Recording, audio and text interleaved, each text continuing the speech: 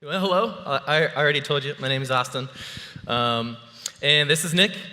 And we both are a part of the team, the staff team here at Waypoint.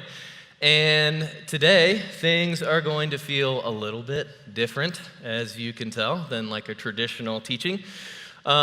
We have been in this series called Anxiety Rules, where we've been identifying the many ways that anxiety rules in our lives. And through that, we've discovered the ways that God can lead us into ruling over anxiety instead of anxiety ruling over us. And so each week we've tackled different topics and ideas as it pertains to anxiety, and we've heard from different voices from the stage.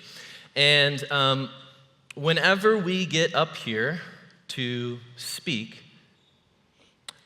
we try to be as prepared as we possibly can be to honor the opportunity that we have been given to share with you our work with God through His Word and His Spirit and our testimony. And sometimes I think it's assumed that we are experts because we're the ones up on this stage. Sometimes that's true. Sometimes we're just being obedient to God's prompting and the sharing of the work that God is up to in our lives because we ourselves are a work in progress. So today we wanted to convey exactly that as we invite you into our conversation. And so it's our hope that as we're transparent with you about our experiences, not expertise, but our experiences with anxiety, that God's story of hope, of restoration, of healing will be lifted up and honored, and that faith in God's work in your life will be inspired and strengthened. Amen? Amen. So Nick and I, we've known each other. We've worked together for 7 years. That's about how long we've known each other. Right. And in that time, I have gotten to know you really well. And I know that anxiety is something that you've battled for a long time. But before we dive into that aspect of today's conversation, would you mind just sharing us a little bit about you, your faith journey? Yeah, absolutely. So I think Austin set it up nicely. Today's message is going to be almost more like an interview therapy session where Austin helps question and add commentary to my story a little bit with anxiety and how it's impacted me through the course of my life. And you guys get to be kind of an active participant as the listeners. And hopefully some of it resonates with you or with somebody that you know. However, one thing I've learned about anxiety over the course of my life is it's not a one-size-fits-all. So each and every one of us deal with anxiety at some element, and I'm not trying to speak from a place of expertise or that I've conquered it, because I haven't. In fact, the way that this message is set up is giving me a little anxiety. Normally, I'm in control. I know where I'm going and what I want to say, and this time, there's a wild card. His name's Austin. That's right. And so we're going to have a lot of fun this morning, but like you said, we'll start off with me just explaining a little bit about myself. So I grew up in a family that has gone to church my entire life. It's not just my parents encouraging us to go to church, but my grandparents, my aunts, my uncles. Majority of my family is deeply connected in their local church and serves. And so that was the background that I had growing up. I knew all of the Bible stories, participated in VBS, was involved in youth group, all of that type of stuff. However, I didn't know what it meant to have a personal relationship with Christ until a little bit later in life. See, I would look around the church and notice that people had their hands raised. Some sort of emotional response was going on to the worship or to the message. And I often thought, what is going on in their life that I don't have? Because I have the knowledge base, but I don't necessarily feel something's missing in my story with Christ. And to be truthful, I think part of it was I liked the boundaries that God created for us, but I didn't want to follow all of them. And so I was kind of 1 foot in, 1 foot out with my walk in Christ until I got to young adulthood or in early 20s. I decided if I'm going to kind of call myself a Christian and follow Christ, then I really need to invest and dive into this. And I did that through a bunch of different ways, through a book study, diving into the Bible more, connecting with different people, serving at the youth group here at Waypoint, and it all helped me grow in my faith journey towards Christ. And I started to realize that there was something more, and what I was missing was this relationship, a personal relationship with Jesus, the Savior of the world. But it didn't mean that my anxiety went away. In fact, I just felt more convicted and more guilty for the things that I had done and missed out on. And that probably ramped up my anxiety even more, knowing that, man, I spent the first 20-something years of my walk with Christ missing something. And I would say the last 14 years of my walk with Christ have been different. And that difference is a personal relationship with Jesus. Yeah. Yeah, and I think that is one of the most foundational things to have as we enter into a conversation like this, is that there is that faith foundation for you throughout this whole conversation. We're going to come back to that. We're going to come back to that foundation. But one of the ways that anxiety rules our lives is through our stress. And whether it's from our work, managing our finances, balancing our relationships, friends, parenting, marriage, navigating hard times, surviving trauma, all of this stuff is stressful. All of this stuff is stressful. And stress is our body's natural response. It's a natural response to life circumstances. We all go through and experience stress at some level, some way, shape, or form. We all have a stress response. And that's a good thing. God created us that way. And I believe we talked about that quite a bit through our Stuck in a Rut series, yes. Right? And so I would highly recommend, if stress is a topic you want to dive more into, that's a great series to go back and watch. However, right, stress can also produce anxiety. And when that stress produces anxiety, more often than not, that anxiety produces more stress. And so you have this stress producing anxiety, producing stress, downward cycle, and it's easy to get trapped in it. And so I want to come back to then your story, and you talk about your experience with anxiety, but could you describe your experience with stress, with anxiety? Yeah, I think for me, something clicked when I started to dive in a little bit more and try to understand how anxiety and stress are related with each other, and how that impacts me. And what I quickly realized was I think that God created us uniquely to have anxiety inside of us, and that anxiety isn't bad, but it can be good when it's managed well.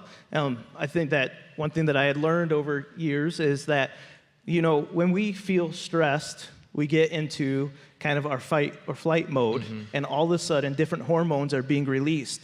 And when we look back in creation and at the beginning of time, when people were hunter-gatherers, they needed that response to know, am I safe or am I not safe, and what do I need to do?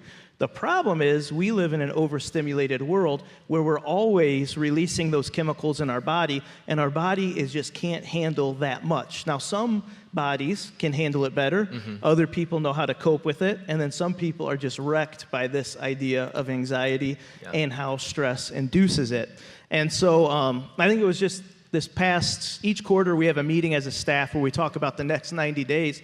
And we were sitting around the table, and Austin kind of said, hey, and he did it in a very loving and caring way, but he just kind of hey, Nick, you seem a little stressed. Is everything okay? And we had an opportunity just to talk, and I was like, I wouldn't necessarily have identified it as me feeling stressed, but when he put language to it, I realized, yeah, I am a little stressed. There's a lot going on right now, in multiple areas of my life, and I do feel that anxiety, and I do feel that higher level of kind of fear in my life. And so I needed to find ways to start coping with that a little bit differently, and that's been a big part of my story. When I feel stressed, I do unhealthy habits. I'm going to overeat.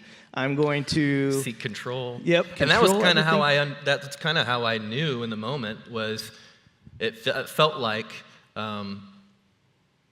there was like Nick was like, hey, let's meet, let's talk about this, and there almost was like, man, okay, what's going on? And there is a lot going on in your life, and I knew that. But like sometimes we don't always see that. There's almost a blind spot in our lives to some of these things that might be causing the anxiety. And so sometimes it does have to come from a friend or someone outside of you to kind of call that out. And so I think that was why kind of that came out, and I was like, okay, like what is going on underneath of that? And so, yeah, how are you, or how did you kind of take that information, and where did you go with it from there? Yeah, so it was helpful to have somebody kind of call that out in me, somebody that I know loves me and cares about me. If it was someone I didn't like, I probably would have not responded as well to it. But in that moment, I knew, okay, there is a lot going on in my life. There's a lot going on in everybody's life. But God designed me and designed you differently. And the way we respond and handle these stresses matters. Now, I wish I could say I was good at handling my stress and anxiety, but I'm still figuring out different coping mechanisms and different strategies in my own life to try and figure out how to handle it. And so I went back to some of those practices that I know work in my life, and I try and do them. So for me, if I get stressed out, typically I'm going to be a lot more grumpy or angry at home. So my son and wife kind of get to deal with the grumpier side of me.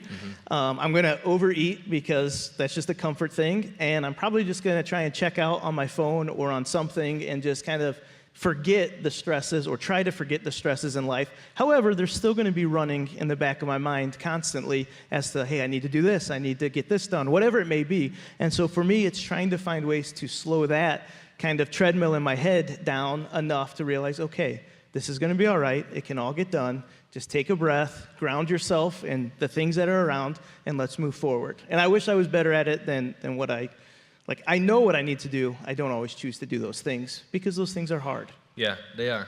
They are. It's much easier to be angry. It's much easier to check out. It's much easier to just kind of seek control and go through all of those things. So when you talked about how you've discovered coping mechanisms that work for you, healthy ones, healthy ways to navigate your stress and anxiety. How did you initially cope? Like, how did you know that you had an issue with anxiety? Yeah, so from an early age, I always had what I would call irrational fears, things that I just knew in my mind maybe other people don't have. And so, I mean, it was different things like when I was a kid and my mom would be at a Bible study or with friends or somewhere, and she was coming home late, so we were already put to bed, and I'd be like, I know something bad happened to her. I know she got in a car accident. I know this happened. And I'd be running it through my head and saying, God, just keep her safe and bring her home. Keep her. And then when I would see that her headlights pulled up the driveway, I'd be like, oh, she made it. Everything's good. And these recurring thoughts of just something bad is going to happen kept going on in my head. And I don't really know where that stems from. I still haven't kind of figured that part out. But then it grew into where I wasn't necessarily worried about that type of stuff, but I would kind of play every little mistake through my mind. And I would think about things that I've done in the past, things that I knew I was going to potentially fail at in the future. And the fear of mistakes and guilt and shame just kind of ate at me. And when we got into high school age group, I started to develop a tic or a nervous habit where I kind of would feel like I have to move a certain direction to release that anxiety, that fear, that stress, whatever it was, and then it would make everything right with the world. But the problem was it still didn't make it, and I felt like I had to compulsively do this movement. And so I sat down with a counselor. It really didn't help, but the truth is I don't think that I was as honest with him as I needed to be to get to the root of the issue. And over time, I've been able to identify what some of those root issues are, and a lot of it comes from guilt and shame from just early adolescent, younger ages of things that maybe weren't aren't like earth-shattering or huge deals, but they got built up in my own mind, and I didn't know how to break those down. And so for me, it had always been kind of something that I just dealt with. But when it started to come out in different movements or motions in high school, I was like, something really is going on here. And I still, to today, if I, am stressed out, if I'm maybe overly tired, if I'm anxious, whatever it may be, that default tick is still there and still kind of comes out. And people that know me will see it and can kind of call it out in me. And I'm like, yeah, I am a little worked up right now, or a little stressed out. And so it's still part of what I'm working through and realize, yeah, something's off here. I think a lot of times we forget that anxiety and shame kind of they go hand in hand in a lot of ways, because they both thrive in loneliness. Both thrive in a sense that I'm the only one who struggles with this, I'm the only one who deals with this. And shame leads us to that place, like, oh man, it's just me. I'm a horrible person. No one else is as bad as me. No one else does the things that I do or has done what I've done. And then anxiety begins to kind of tether that to something, and it takes some really hard self-work to undo some of that. And yeah, like, it's going to thrive in loneliness. So if it's not something that we can be honest about and open up to, whether it's a close friend, our spouse, or at that time of adolescence, like even your parents, it is just going to fester and grow and continue to get worse. And you might think that you're navigating it, right? Because in the moment you were praying. In the moment you were praying, God, please bring her home. And that's a good habit, right? Like we should be praying in our times of anxiousness and in our times of stress. But it wasn't getting to the root of your anxiousness and stress. And so I'm curious, how have you now gotten to, have you gotten to the root, or how has your faith helped you get to navigating the anxiety now? Because you don't struggle with the tick as much, you still have anxiety, you still deal with stress, but you would admit you're in a much healthier place now. Yeah, I think it comes down to it in my story, or in my mind, that when you're dealing with anything, and anxiety particularly, it's like an onion. You peel one layer back at a time, and then you learn more and more. And the more that you learn, the more you realize you don't really know as much as you thought you knew, and there's more to learn.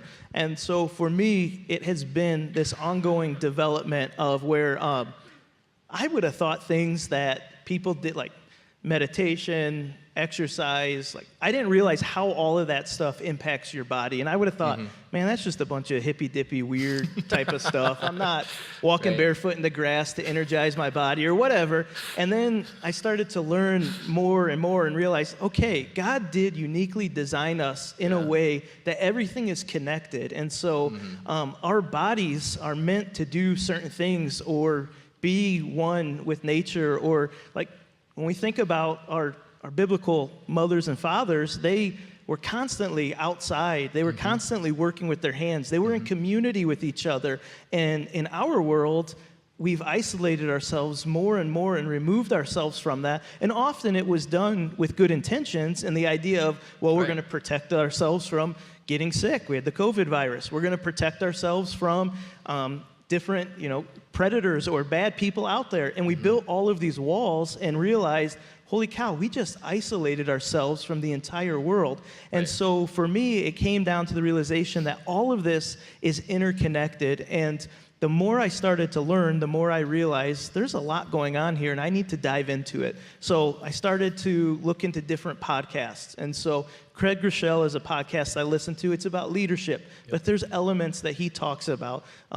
Mel Robbins is a lady that talks about how anxiety is kind of rooted to different things that happen to you in childhood trauma. And she interviews a whole bunch of different people. And so the more I started to listen to other people and realize, wow, I'm not alone in this.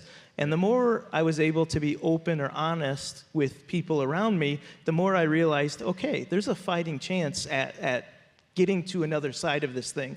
Now, I still deal with it on a weekly or daily basis, but So last week, I was probably up one night from 2 to 4 a.m., just running through all the different things in my head of what I needed to do, what I did wrong, what I could have said better. What we're preaching on. Yeah, getting up here with Austin. And then when I started to think about it, I was like, well, at 4 o'clock, I drank coffee. At like 7:30, I went on a run.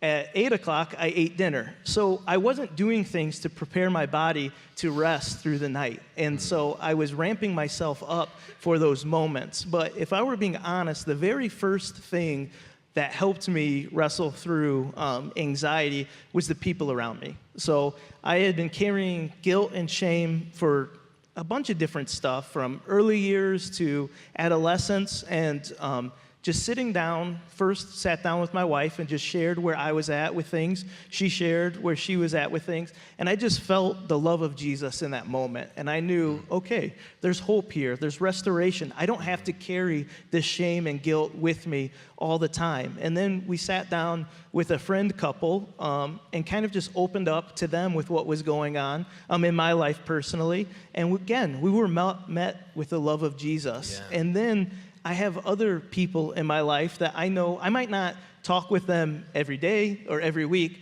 but I know if I called them on the phone, they would be right there to help me through whatever situation I'm going through. And so really, it was the relationships of the people around me that God started to reveal, hey, you're not alone. These people love you. It's going to be okay. And so that's where I started my walk, was with the people around me. Yeah, I think that reminded me of that verse, perfect love casts out all fear.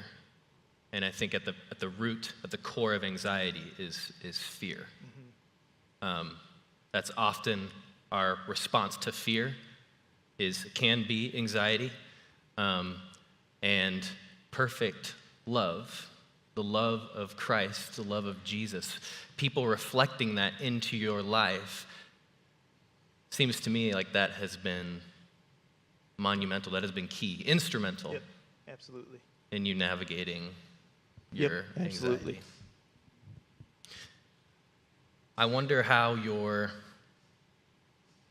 perspective of anxiety and stress has changed as you've grown in your faith. Yeah, so I would say that what I realized, or have realized, and how it's kind of grown, is that it's not a bad thing to have anxiety. It can be very unhealthy, and it can be almost freezing, like you feel frozen, like you can't move forward because of it. But if you can find it as like, hey, something's off with me because I'm feeling anxious, I'm feeling stressed, I'm feeling like I'm out of control, like we talked about last week, or Mitchell and Blair did, that's a trigger that something is off inside of you.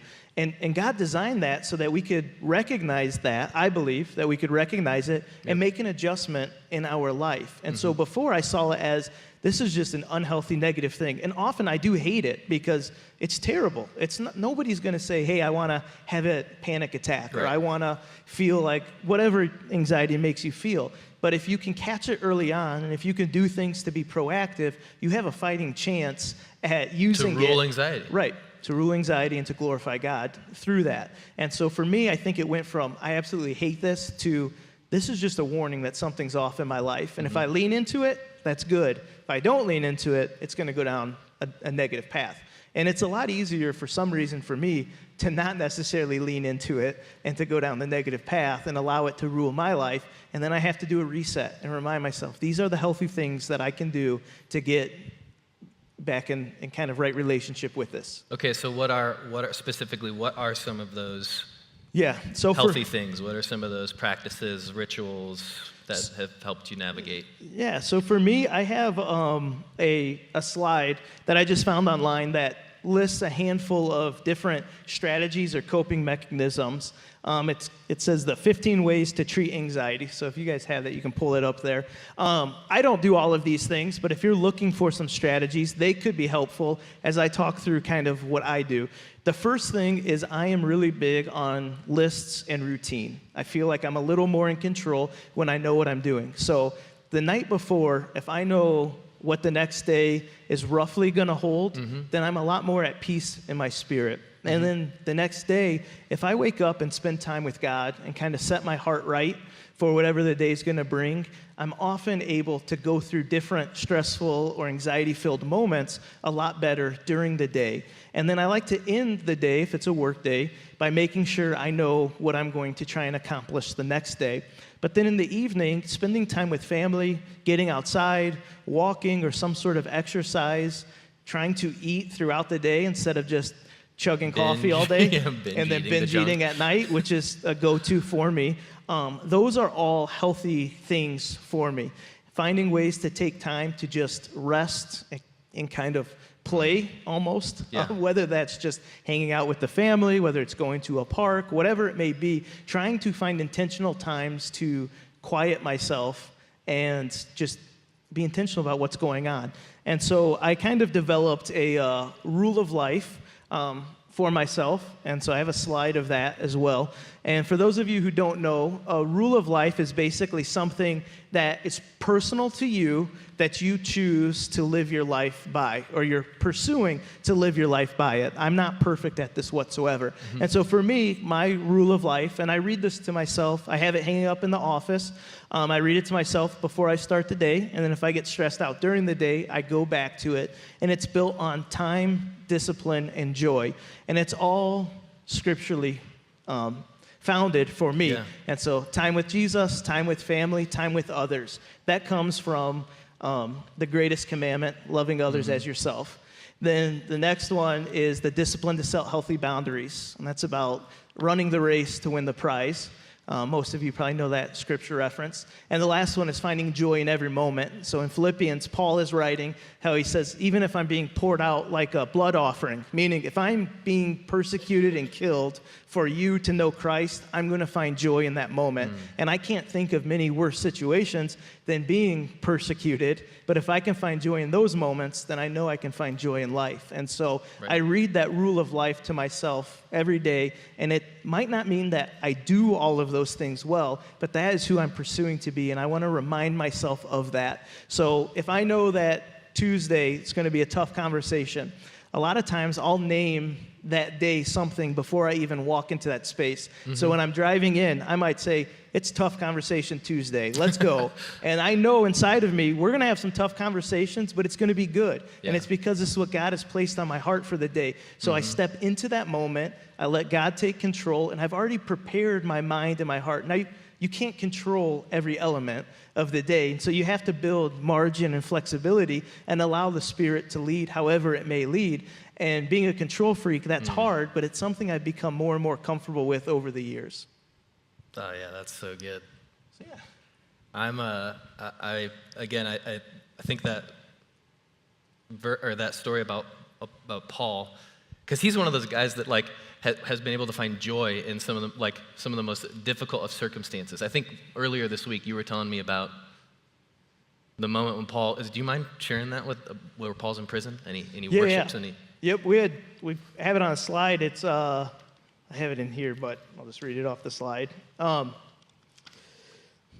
In Acts chapter 16, verse 25, Paul has just cast out demons in a lady that was a fortune teller. And so everybody in that town was ticked off because that's how they made their money, through this lady. And so they flogged and threw Paul in jail. So to me, getting thrown in jail would probably be an anxiety moment. I'd be pretty anxious, pretty nervous. What are you doing, Are they God? going to kill me? Yeah, like what's going to happen? Yeah. What's going on? And he responds by worshiping, singing songs, and praying. So in that moment, it leads him to joy, even at a time where everybody else would be like, you should have no joy right now. In fact, you probably should be a little bit upset with God because you were doing what you felt led to do, casting this demon out, and look at where it got you. But he was able to find joy in those moments. And so if he can find joy in those difficult moments by doing the things that he has practiced, he has worked at, he has learned about, then we can find joy when anxiety comes in our life as well. Yeah, and I would argue you in the midst of you can't have joy and anxiety. Joy can't exist with anxiety. And so in Paul's response was to choose joy. Right. It was to choose to trust to have faith in what God has called him to do, God's plan for his life, and instead of responding to the fear with anxiety, he responded to it with trust and joy, and they worshiped. Right. And I think that's such a beautiful story and such a good reminder for us as we kind of wrap up this series on anxiety. Something that I think all of us, it's a topic that I think is becoming more and more, there's just significantly more language around it, specifically around students who I get to work with on a regular basis. And goodness, even at one of our student leadership teams, they're like, hey, what? I want to be talking about things that you guys are going through. Like, I want to be preaching on the things that you guys are dealing with and navigating. And like the first thing was like, well, we've got to talk about anxiety. We've got to talk about anxiety. And I started listing off like all sorts of different types of anxiety that they feel and experience, whether it's social anxiety, health anxiety, school anxiety. Like it was just like one thing after another. And I think I was just like, wow, there's so much language around it now that just wasn't the case when I think we were students. And so I'm curious, how has the language around it today shifted the way that you are able to navigate your anxiety now? Yeah, I think part of it comes with age, and I'm 36, will be 37 next year, early next year, and some of us in here are a little bit older than me or more experienced than I am, and you start to realize that things that you thought mattered don't matter as much. And so, some people would be a little bit nervous or maybe have anxiety to get up here and to talk about their story or to share things that I might be sharing, but part of that is it's all for God's glory. Mm-hmm. And it's ultimately, if he wants to use our story to glorify him, then we just need to get out of the way and let him move. And for me, that's been through anxiety. One thing that I've appreciated is it's become more socially acceptable to talk about mental issues, mental health, and I think that that's only a good thing. The science is backing up a lot of stuff that they're finding that God designed us to know or to deal with from the beginning, but we just didn't realize it as much, and so we might have written it off or thought, oh, that's something wrong with that person, which just created more isolation. Now there's language around it. Now there's people talking about it, and now there's people that are willing to come around each other and love one another in a different way. And so I don't think that has always been the story with any mental health issue, but it is coming out more and more, and the science is backing it up, and I think it's a really cool time for us to be alive and to be teaching and preaching Jesus' love through this stuff. Yeah. Well, is there anything else that you would like to, if the band could make their way up on stage, is there any last I thoughts think you'd want to leave us with? Yeah, there's a ton when it comes to anxiety that we could talk about or that avenues we could go down. And I think for me, starting to wrestle with anxiety and the issue that it created in my life was through relationship with others. And so if you're here today and you're dealing with anxiety, you're dealing with anything, be vulnerable and talk to us. Talk to somebody. Talk to a friend. Like you said, perfect love casts out all fear. And that's the truth. You have to bring these things to the light if you want to have a fighting chance. And the truth is, I believe that I was created for more than anxiety, and I believe you are created for more than anxiety, and it's your choice as to what you're going to do with it. You can allow your story and these opportunities to honor God, which means you have to do a lot of painful work and soul searching, or you can just rest in that anxiety feeling. Now, I'm not saying that there's not times where people need medication. That is something that someone may need, or they may need to sit down with a therapist. That is something people need. Or it could be just having an open and honest conversation with your spouse, with a friend, with someone you trust. And so I would just push or encourage people to just have the conversation and get it outside of you. My goal, and I'm not good at it because I don't model it all that well, but Amanda and I have talked about this. I don't want to pass anxiety on to our son or to the next generation. Yeah. So I don't want him to see me struggling with anxiety for his entire childhood and think this is normal, Yeah, that's this good. is my identity, this is who I am. And so I want it to not necessarily die with my generation, but be at a healthy place. And so I want to talk about those things openly and honestly. And the only way to do it is to put some level of trust out there and to talk to somebody that you know loves you and cares about you. And so that's what I would encourage you to do. And if it's somebody here on staff that you want to talk to, we would love to talk through our stories, how we've dealt with it, and provide some other resources. Yeah, I think if stress or anxiety has been something that has been keeping you from, I think, the fullness of life that Jesus desires for you, yeah, I think you should reach out to have a conversation with Nick. Come find him after the service. Ask him. Like he said, it's different, ways to navigate it for all of us. One of the ways I navigate stress and anxiety is through music. Whether it's, it bugs the heck out of Morgan, but I'm like constantly humming, and I'm a drummer, so like there's oftentimes I'm like tapping or humming, which after the research I've done, I've actually found that like there's a nerve that runs from your brain to like your heart and your chest and your stomach that actually impacts the way that you experience stress and anxiety, and it actually strengthens it when you sing and hum and tap. And so I was like, as a drummer, I guess I've already kind of developed a better way to experience it. But for me, it's one of the ways is through song. And so we've got a song that we would like you guys to listen to.